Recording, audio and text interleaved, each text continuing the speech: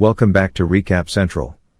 Today I'm going to explain a science fiction movie called Downsizing. Spoilers ahead. Subscribe for more videos like this. At Edvardsen Institute in Norway, Dr. Jørgen and his colleague are very excited about a project that has been successful.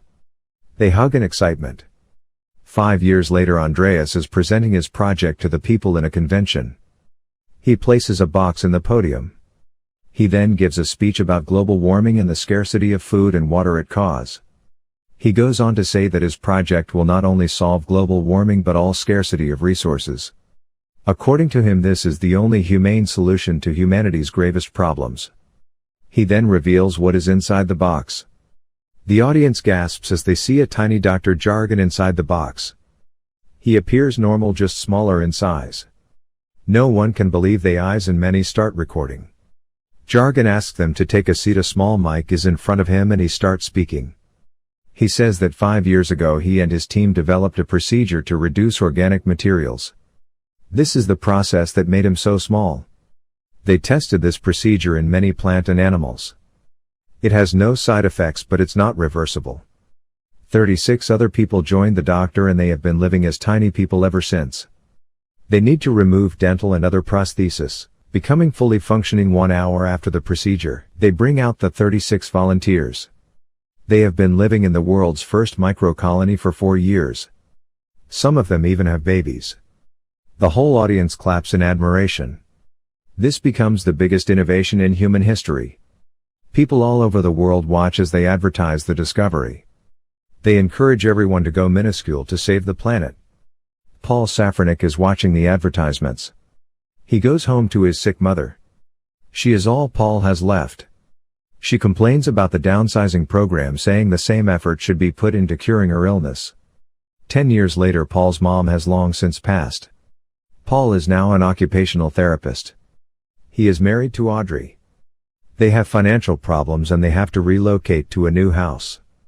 Over the years, the downsizing program has become more popular, with several mini colonies established over the world. 3% of the population has been downsized. Paul and his wife go to their high school reunion. There they see 2 old friends, Dave and Carol, who have downsized. Later at a friend's house, they boast it has been the best decision of their life. They live in a colony in New Mexico called Leisureland. Paul praises him for caring about the environment. But Dave reveals he did it for the money. After downsizing, expenses reduced by 90%. The couple used to be broke before, but now they are going on a trip to Italy and live in a big mansion. Interested in the miniature life, Paul and Audrey go to a convention in Leisureland. There, a downsized man explains the benefits of downsizing. He shows them a beautiful mansion.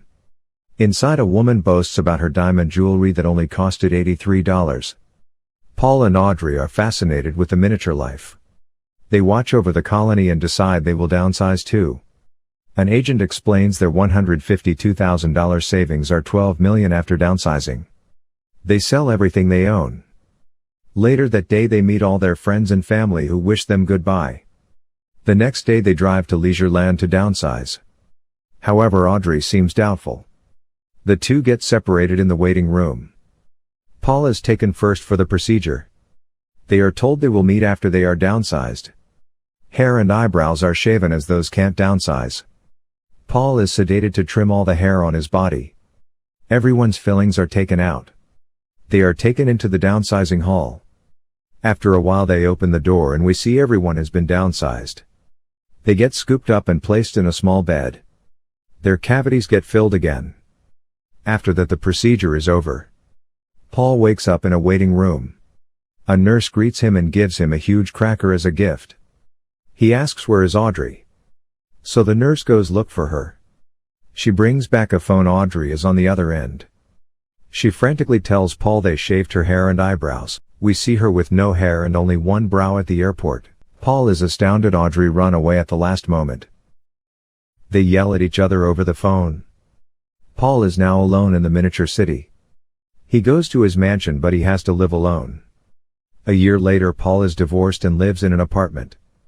He expected an easy life, but the divorce took half his money. He works in a call center and is dating a girl named Kristen.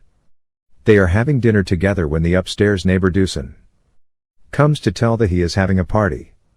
Paul and Kristen break up. So he decides to go to the party. He has the time of his life. He kisses a random girl and accepts a pill from her. The drug takes effect and he parties all night. The next morning he wakes under a table in Duson's apartment. One of the cleaners is limping and catches his eye as he is an occupational therapist. He asks her to sit down and helps her with her prosthetic leg. He recognizes her as Ngoc Lan Tran, a Vietnamese political activist that was imprisoned and downsized against her will. Her story was broadcasted worldwide, but it eventually died down. Lan Tran takes Paul to her neighborhood to check the people there. The place she lives in is extremely poor, even tough they are miniatures. Paul is trying to fix Lan Tran's leg but he accidentally breaks it. As a result, Tran makes him sew her cleaning work until her new prosthetic leg arrives. Paul goes to work with her every day and he does her cleaning work. They collect the leftover food from the people they work for and bring it back to Tran's community and distribute it among the poor. Paul sees Tran as good.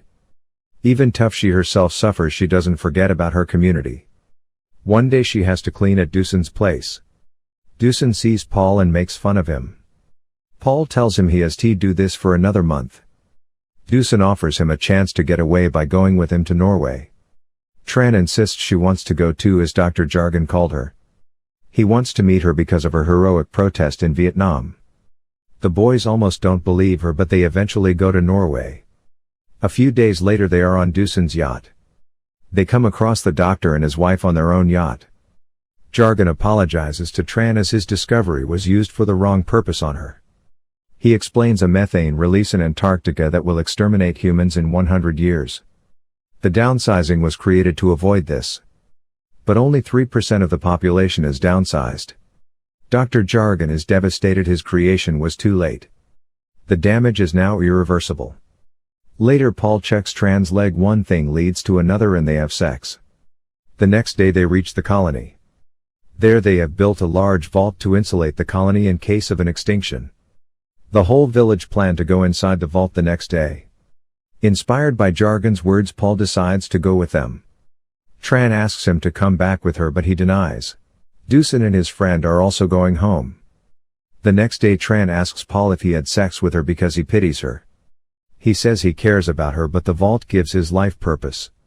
The time comes and Paul goes into the vault, while his three friends wait outside.